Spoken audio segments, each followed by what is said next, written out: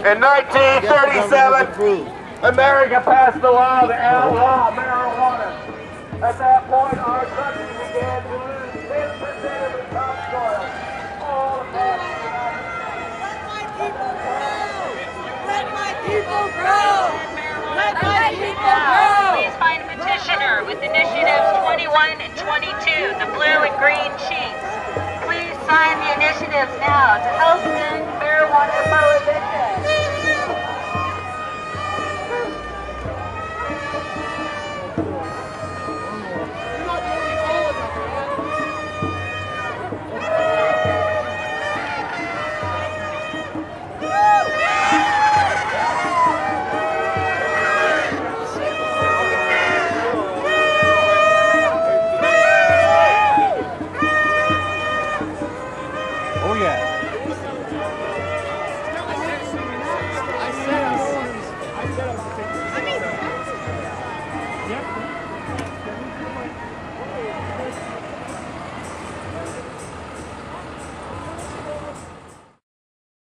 Oregon has led in innovation nationally. We protected our beaches, the bottle bill, land use. 40 years ago, Oregon was the first state to decriminalize marijuana. And I was an impressionable young legislator, actually voted on that legislation. And there was another debate that occurred during that session. It was led by a conservative Republican pig farmer from Hermiston, Oregon, a remarkable gentleman named Stafford Hansel, who had a distinguished career as a long-term state legislator. He was active in administration. He helped protect the land use system. But Stafford gave what I think was one of the most compelling speeches I've ever heard in my life. Here was a conservative Republican, didn't smoke, drink, swear, who got up and led the state legislature through a tutorial. He pointed out a package of cigarettes that killed 400,000 people a year that was legal. He had a bottle of Jack Daniels. I think it may have been the only time he'd ever held a bottle of liquor. And he pointed out that for some people, alcohol was toxic, and it contributed to the deaths of tens of thousands of people on a highway each year.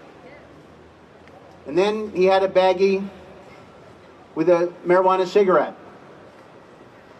And he pointed out that people didn't die from it, that it wasn't as addictive, it wasn't as destructive, and that it was illegal. And he proceeded to defend a bill we had on the floor of the House that would have authorized 2 plants for personal consumption. I'm told by knowledgeable people at the Capitol at that time, if the 19 of us who voted for it had been joined by the people who voted no but smoked dope, that it probably would have passed, and Oregon would have been the first state to legalize adult use. At the same time, Oregon was having this discussion about a more rational approach to marijuana. We were watching at the federal level a war on drugs being launched in the Nixon administration. And it had a much different approach to marijuana. The legacy of that war on drugs was classifying marijuana as a Schedule I drug.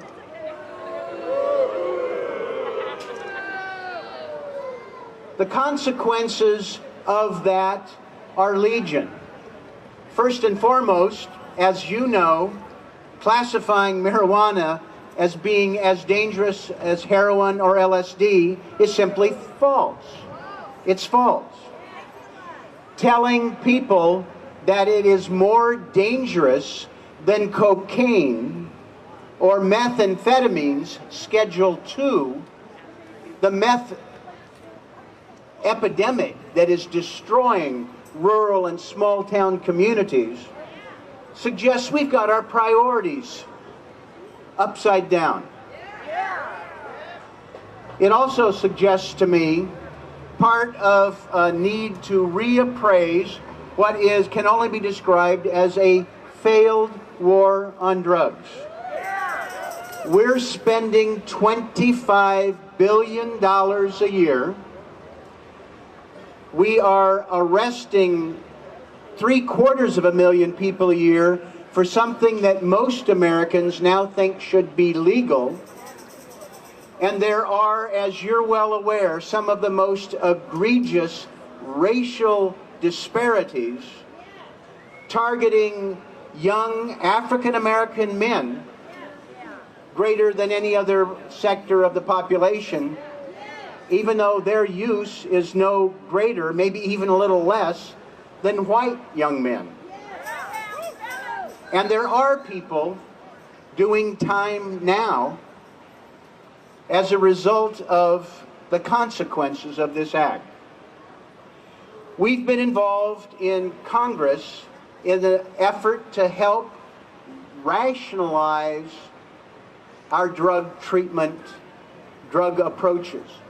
Part of it is to make sure that the federal government is not interfering in medical marijuana.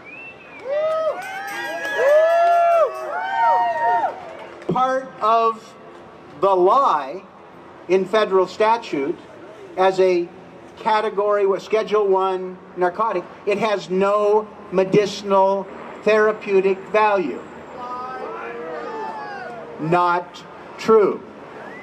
And luckily, voters starting in California in 1996 as the first state, followed by Oregon in the next election. We now have 21 states and the District of Columbia representing over 106 million Americans who have access that's legal under state law to medical marijuana. 1 million Americans now are legally authorized to have access, and I have heard countless stories about the difference that it has made in their lives. Part of what we're doing in Congress, and I will tell you, I'm encouraged because we now have 13 pieces of legislation, most of it bipartisan, to try and bring some sense into this upside-down world that is marijuana regulation in the United States.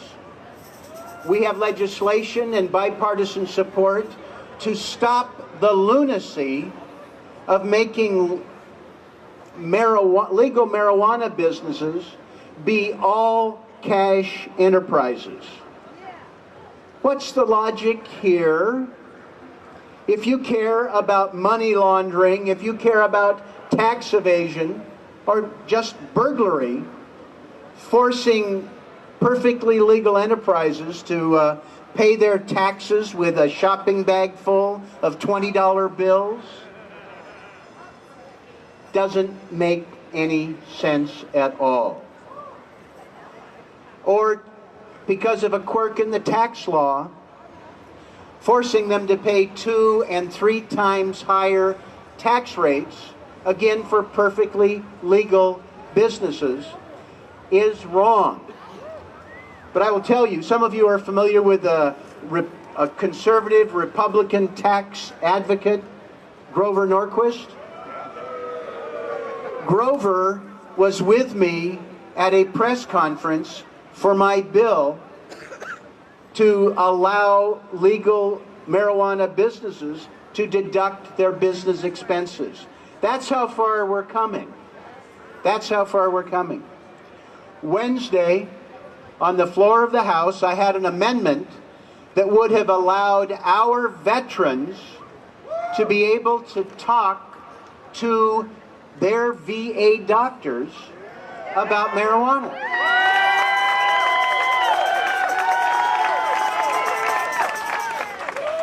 Why should our veterans be treated as second-class citizens in those states where medical marijuana is legal? Why should they not be able to talk to their primary doctor about whether it's right for them or wrong?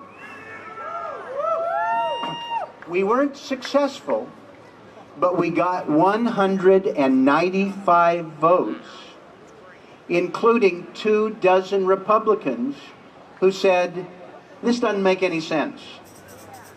And I was told by one of my Republican co-sponsors of the legislation that he was convinced that there were 12 or 13 Republicans who, if they better understood it, would have voted with us. We're on the move in the United States Congress. We passed an amendment that allows research agriculture institutions to research industrial hemp, which passed with a significant yes vote. We now have a dozen states that are poised to allow industrial hemp production, and we have signals from the administration that these are part of the smaller fish that the administration's not going to fry, that we'll be able to proceed with this. And it's about time. Some of you have been involved with trying to promote not just the use of legal hemp products, which of course they are, and they're sustainable, and they're beneficial. It's just that Oregon farmers and ranchers can't grow it. Kentucky tobacco farmers can't grow it. It's got to be imported from outside the United States. But we're turning the corner on that. We have to do a better job, I think, of breaking the stranglehold of this pernicious classification that prevents research into marijuana. Up on the Hill, I met with neurologists, people who are dealing with problems of our children. They talked about those with violent epilepsy. These parents are willing to move their families to be able to have access to medical marijuana that will prevent these violent seizures. But the scientists cannot get marijuana to study what works and why. That's an outrage. Oregon was a leader 40 years ago in decriminalization. Oregon has a chance to be the explosion that breaks the dam on marijuana policy nationally. It's great what we have in Washington and Colorado. It's great that we've got 21 states in the District of Columbia with medical marijuana, but we're just on the cusp right now of changing national policy once and for all. It'll be great in Alaska if this summer they legalize adult use, but Alaska is sort of up there and out there. I don't think the land of the midnight sun and Sarah Palin is going to start a national trend. It's great that medical marijuana is on the ballot in Florida this year. 700,000 signatures. But given the Florida Constitution, it'll require a 60% less yes vote to pass, and that's questionable. Here in Oregon, we have an opportunity to cast a ballot for a rational marijuana policy that will be followed across the country. It'll open the floodgates in California in 2016, and we can get down to business. We can tax it, regulate it, keep it out of the hands of the kids, and stop interfering with people's lives. I'd ask you to study it, get involved, sign a petition, and spread the word so that we can have success this November. Oregon can do it. Thank you very much.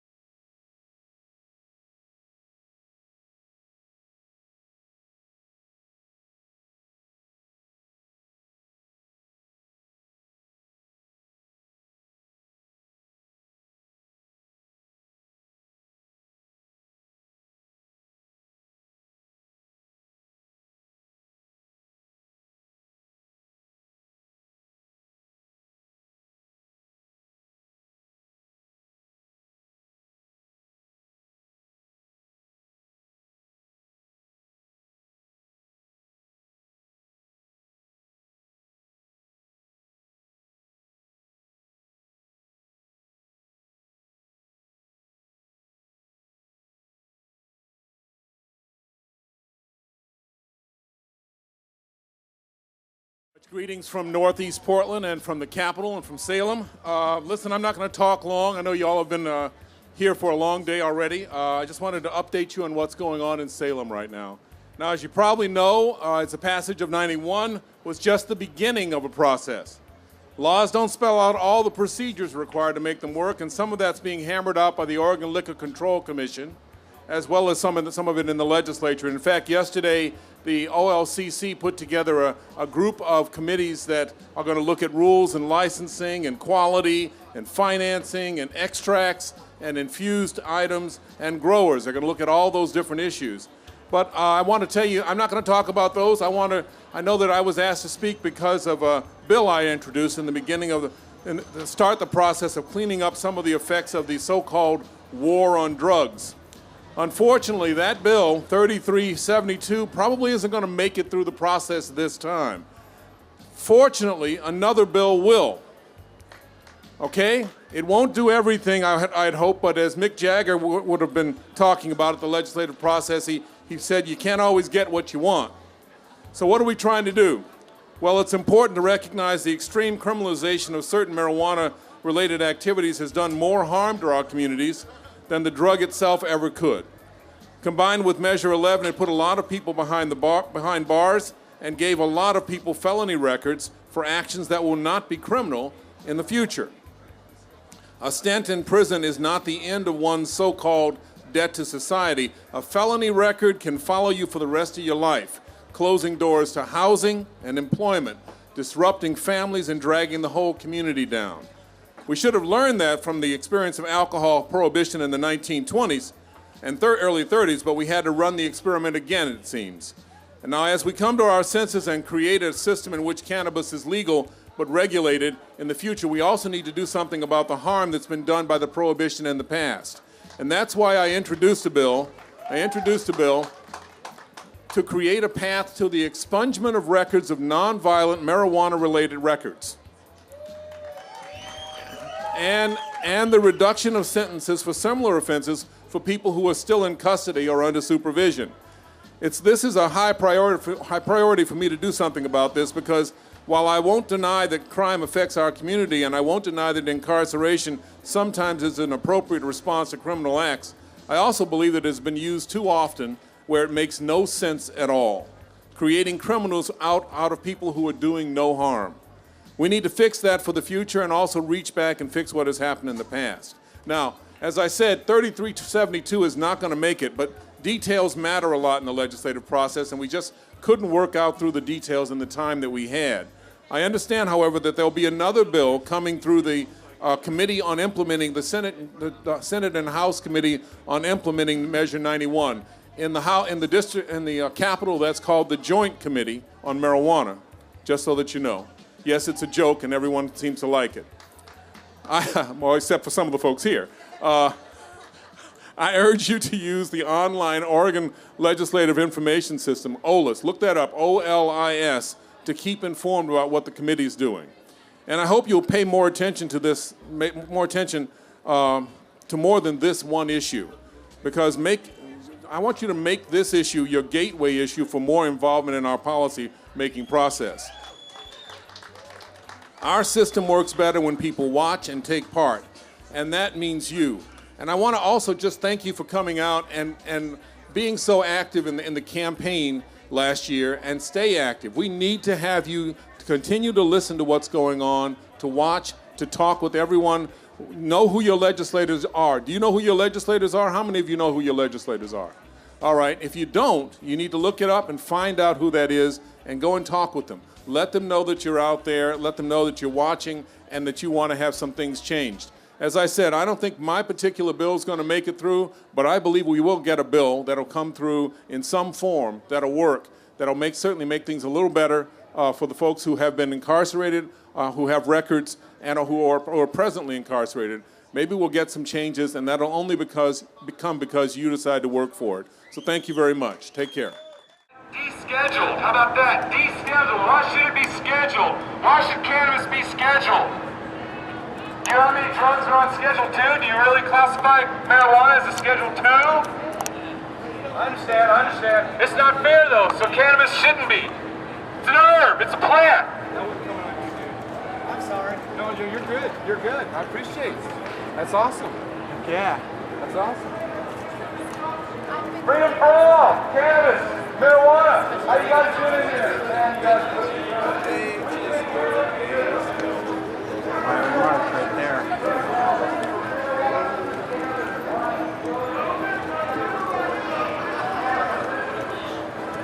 What's up, girl? Glad you got the banner.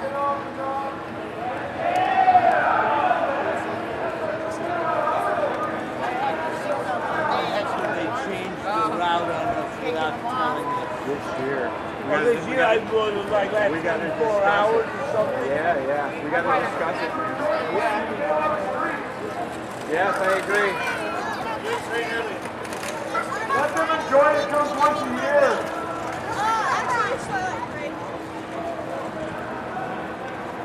Thank you, LB. Woo! You dropped your.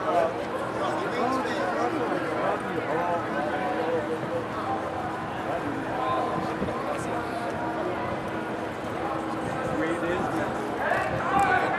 Fuck PTSD. Just watching. I walk in and here's this opportunity.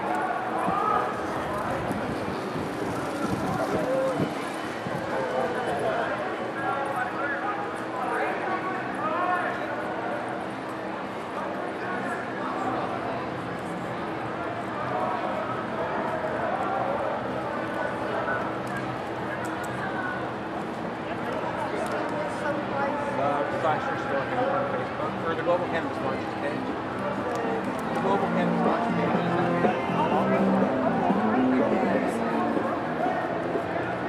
Thank you, Bill. No, you know. Bill. Doing good. We've got more time.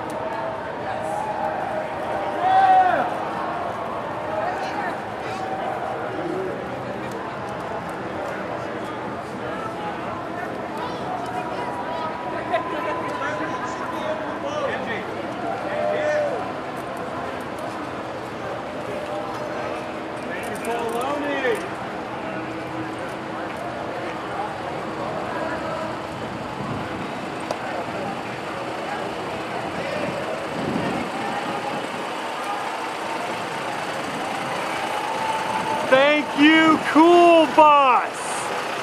God bless the Cool Bus. Woo! Cool Bus rules.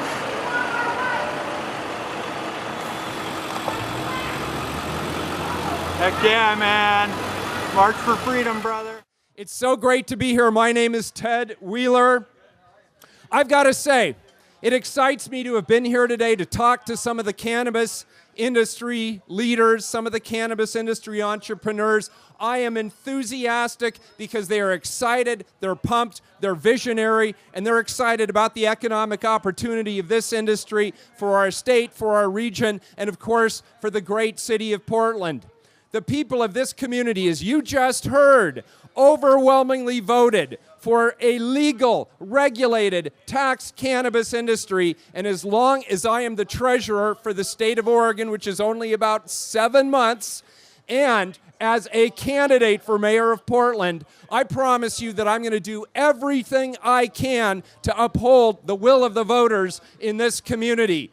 I think there's a great amount of energy here today. This is a pivotal time for our country, for our state, for our city. But folks, let's be honest, there's a lot more that we need to do.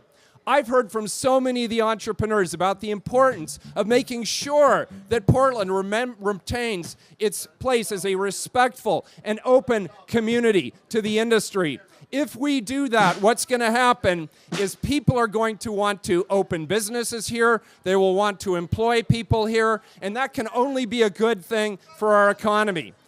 Let's also understand that under Measure 91, there were rights that are ascribed to medical marijuana patients. They deserve a safe, respectful, indoor location to consume. That was the intention of Measure 91. And we should work hard to uphold that intention. We also need to acknowledge that the entrepreneurs that were here today Only a year ago, they were criminals, and they were treated as such under Oregon law. And we have to acknowledge that there is a path here to help make sure that Fresh Start Oregon, which was created with the legislature, and other efforts, including expunging over thousands of records, criminal records that were nonviolent in 2015, is help getting people back to where we need to be as a strong community. At the end of the day, here's what we've got to do. We've got to acknowledge the cannabis industry for what it is. It is legal, it is regulated, it is taxed. And it's a tremendous opportunity to uplift our community, help get people employed, reduce income disparity, which we all know is growing across our nation, our state, and our community. And it can be a great boon to our community done right and done well. And as your mayor, I'm pledging to do that. Thank you, Ted. Thanks, everybody, for being here. I'm Tobias Reed. I'm a Beaverton state representative, and I hope not only to follow Ted Wheeler on stage, but into office as state treasurer. You know, Oregon is a pioneer. We're not the first state to legalize, but we're still well ahead of the curve.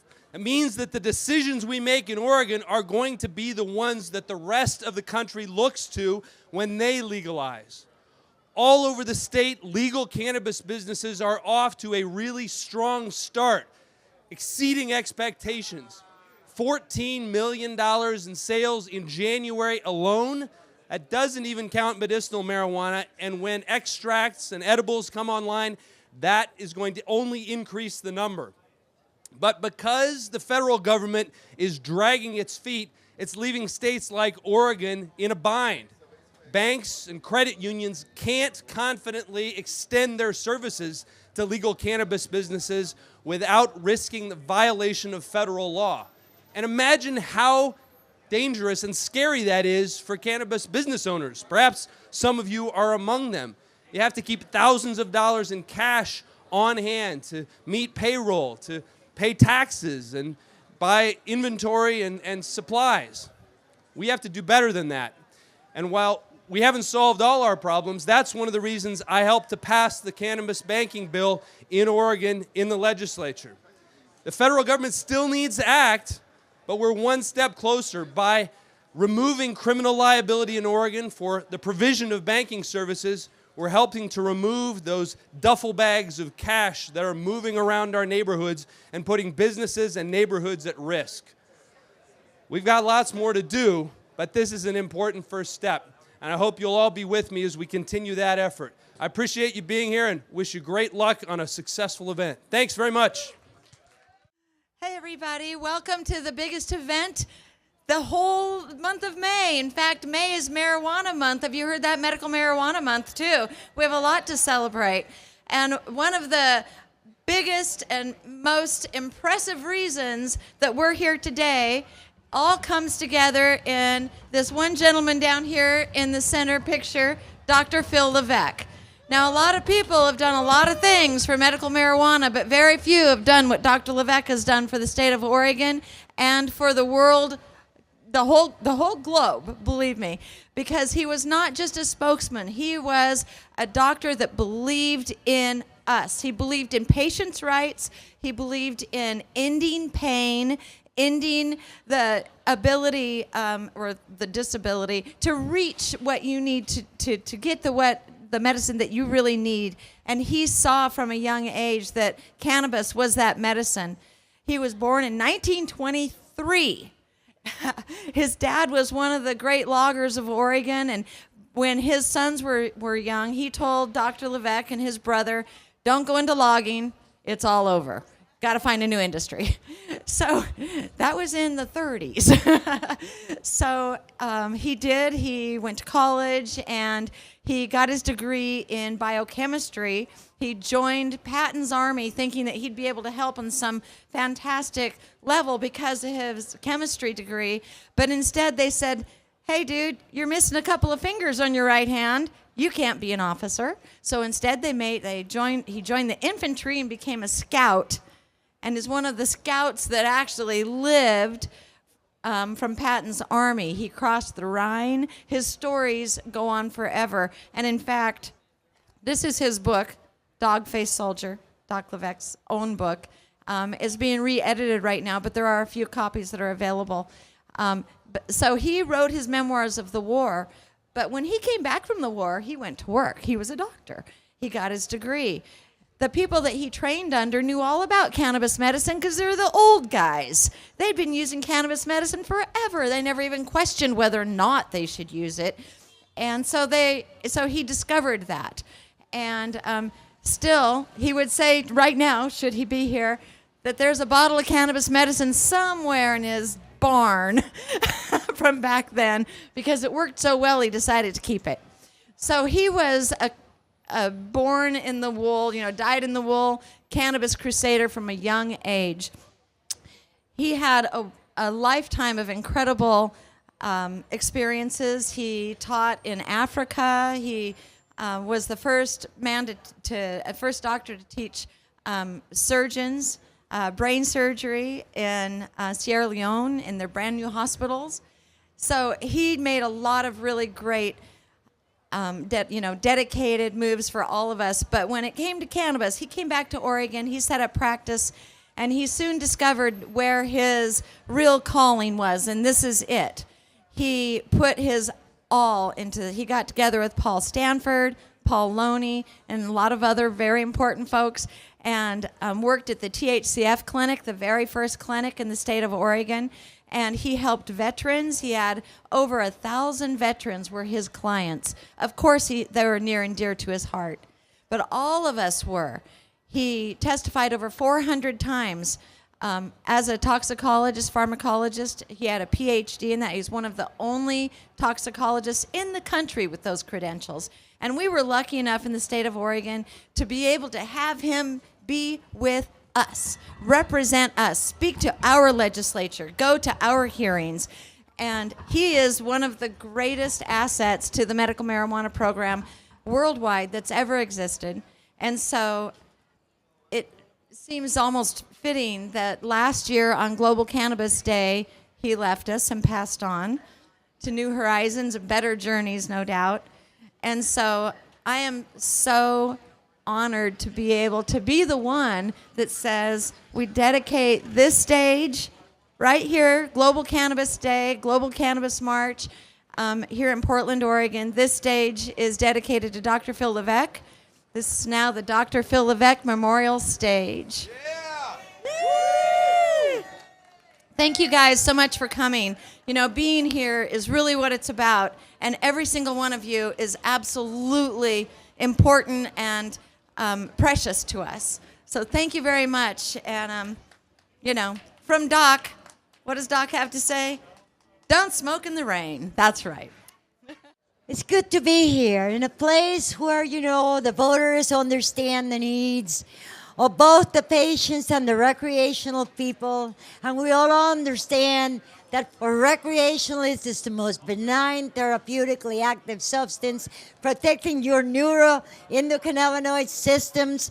It's just to deny us the access to this wonderful herb is really sacrilegious. It is a war against the Creator's work. It is a war against the people. Here I am. I have been legal, authorized by the federal government for 27 years. I had to prove to FDA, DEA, and NIDA that cannabis is the most efficient, the most reliable, and the safest part of my treatment. As it turns out, today it is the only part of my treatment. And I am at an age where most of my friends have a medicine cabinet full of nasty drugs that cause them to take other drugs, which play havoc on their brain, their liver, their heart, and everything else they're trying to protect that marijuana does well. Gee, it's a wonder the pharmaceutical and the health industry just don't want it to change. They will lose 50% of their business at least the day cannabis takes its rightful place in our society. I applaud you for having made so much progress, but the job's far from over. I don't know why we're not having marches all over this country behind Bernie Sanders. He's the only one that's come up with a plan that just might work to end the federal war on us. This needs to change. We need to get behind this man. It's the only hope I have seen lately. Changing laws, as long as the feds say no, my doctor still doesn't have the right to practice his Hippocratic oath. In other words, he's not allowed to have the First Amendment of the Constitution, and neither are you, not really. We can rant and rave and all, but we can't even light up. After all those approvals, I don't feel free to light up right now. I don't want to cause you a problem. This is disgusting. This is ridiculous. And to charge someone that wants to start a cannabis business $5,000 when someone can open a liquor store for $500, there is something really messed up about this. We have come a long ways, but obviously we're not done with this job. We need to change it federally. You need to get rid of the clowns who oppose us. I thank you, Jennifer, for being at those meetings, for saying what needs to be said, and for running for office now. Thank you so much to all of you who keep doing things like that. It's the only thing that's really going to change everything. Remember that freedom isn't really free.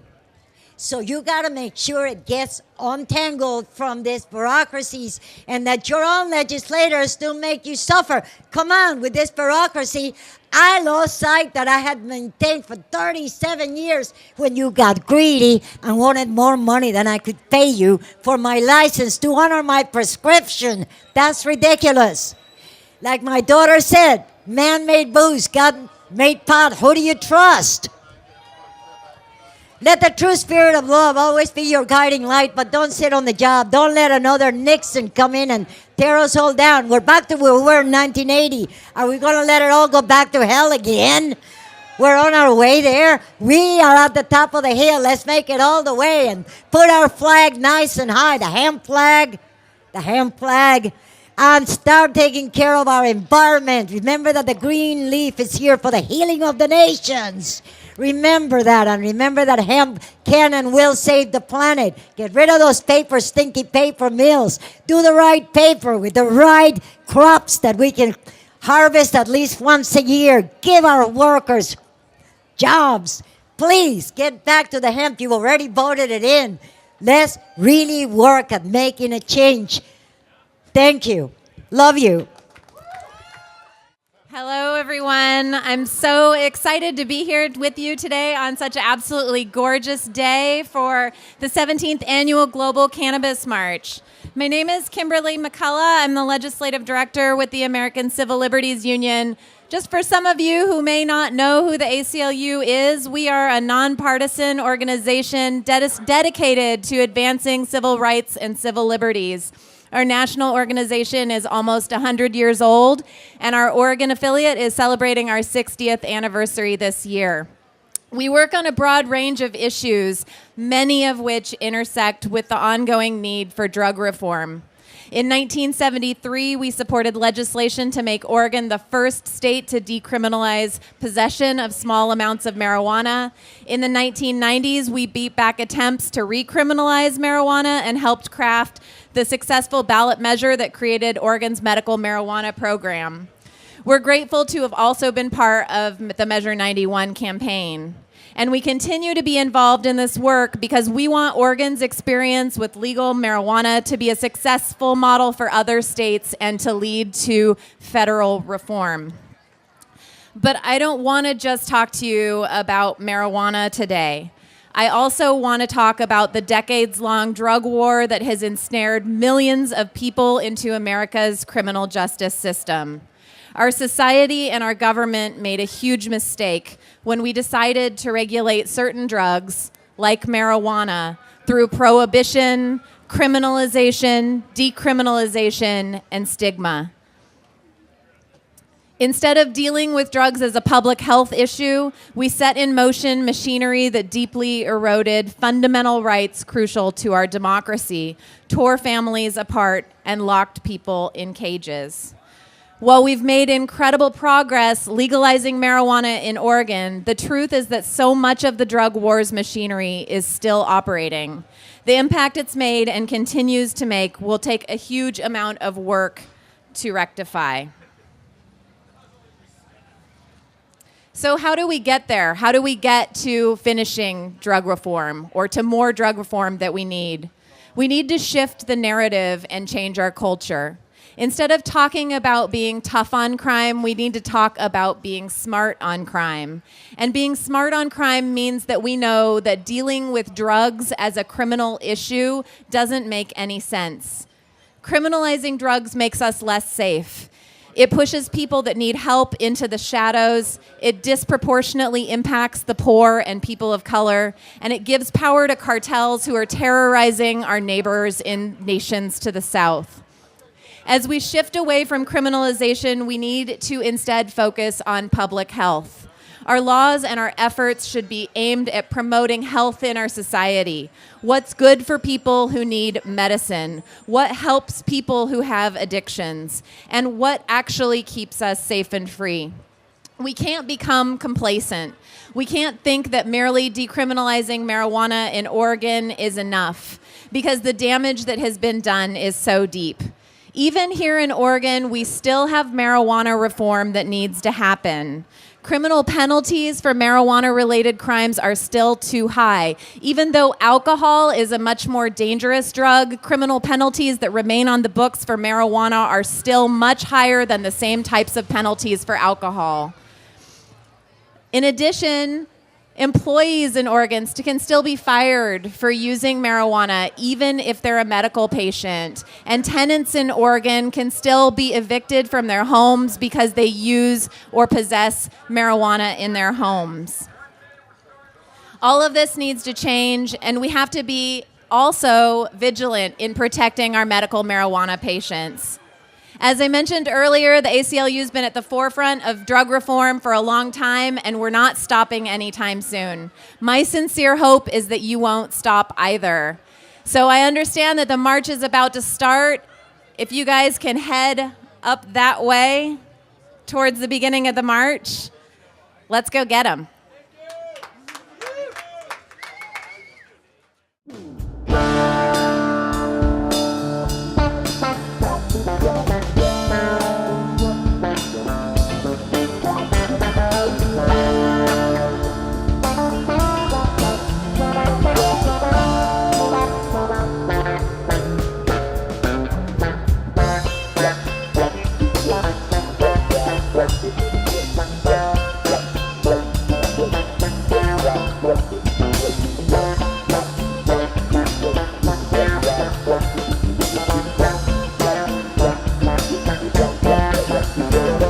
You tell me this town ain't got no heart. Well, you can never tell. The sunny side of the street is dark. Well, you can never tell. Well, maybe that's 'cause it's midnight and the dark of the moon besides. Or maybe the dark is from your eyes. Maybe the dark is from your eyes. Maybe the dark is from your eyes. Maybe the dark is from your eyes. You know you got such dark eyes. Nothing shaking on Shakedown Street. Used to be the heart of town. Yeah. But don't tell me this town ain't got no heart. You just gotta poke around.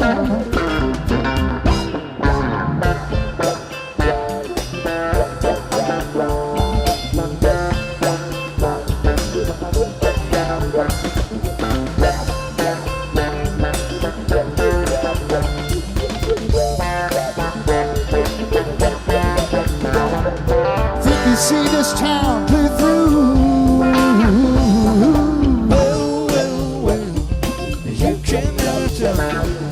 Nothing here that'll interest you.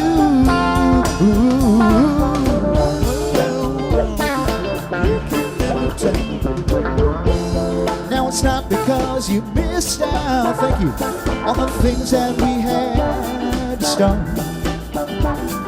Maybe you had too much too fast. Maybe you had too much too fast. Oh, maybe you had too much too fast. Maybe you had too much too fast. Yeah, maybe you had too much too fast. Maybe you had too much too fast. You might have overplayed your part.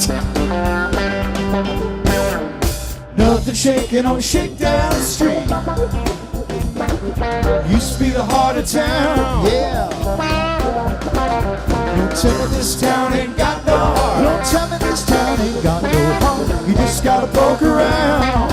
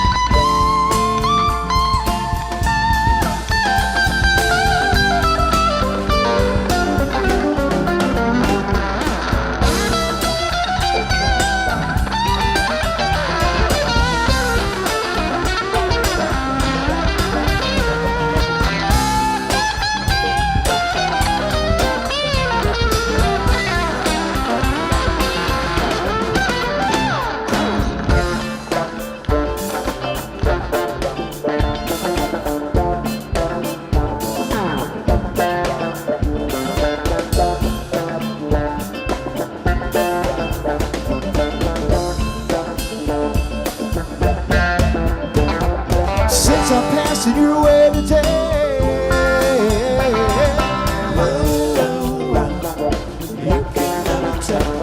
Well, I just dropped by cause I wanna say,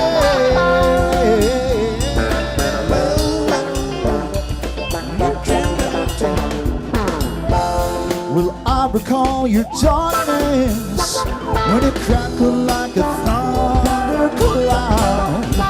Don't tell me this town ain't got no heart. Tell me this town ain't got no heart. Oh, don't tell me this town ain't got no heart. This town ain't got no heart. Oh, don't tell me this town ain't got no heart. When I can hear it beat out loud. Nothing shaking on Shakedown Street. It used to be the heart of town. But don't tell me this town ain't got no heart.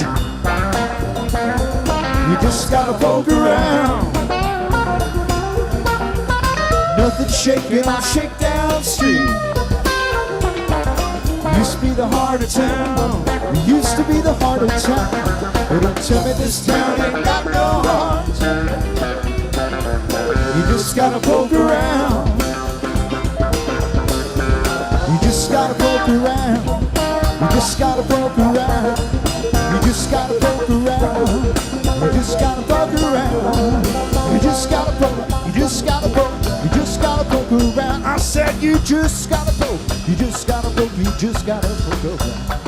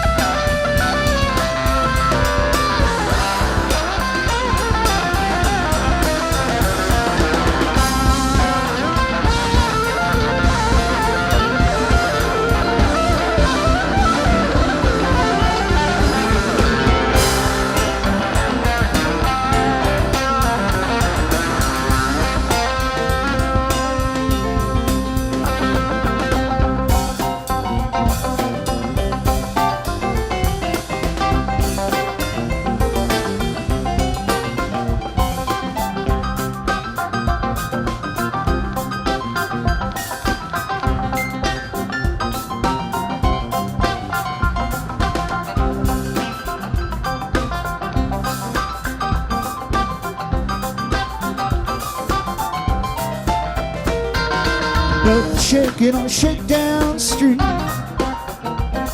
It used to be the heart of town. But don't tell me this town ain't got no heart. You just gotta poke around. Nothing shaking on Shakedown Street. It used to be the heart of town. But don't tell me this town ain't got no heart. You just gotta poke around.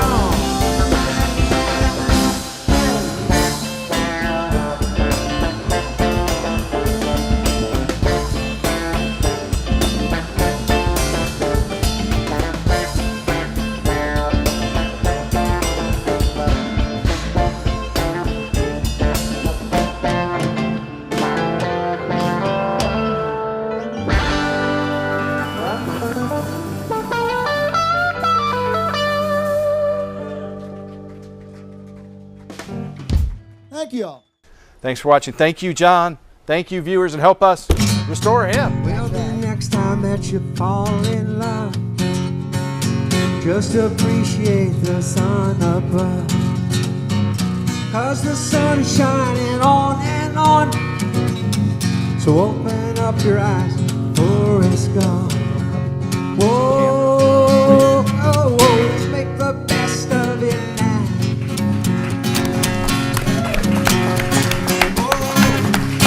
Oh, let's make the best of it